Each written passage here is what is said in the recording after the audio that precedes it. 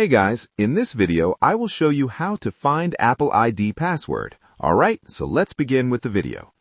If you don't know your password or you've forgotten it, there are a couple of places on your iPhone where you can check first.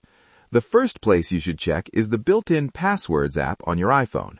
You can search for the Passwords app, or swipe all the way to the app library and search for it there. Once you open the app, go to All or simply search for Apple.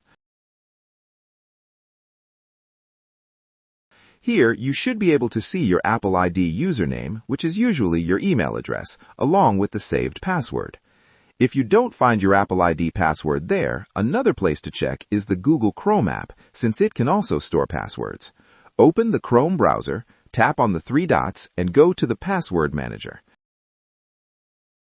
After unlocking it with Face ID or your passcode, scroll down and look for apple.com. You should again see your username and password listed there if it was saved. If you don't see your password in either of these places, you can still change your Apple ID password without knowing the old one. As long as you know your iPhone's unlock passcode, you're good to go. Open Settings, tap on your name, go to Sign In and Security, and tap on Change Password.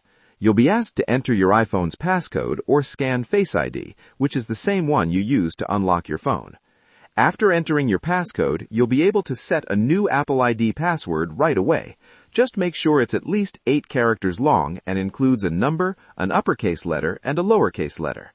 Enter the new password, confirm it, tap Continue, and your Apple ID password will be updated successfully.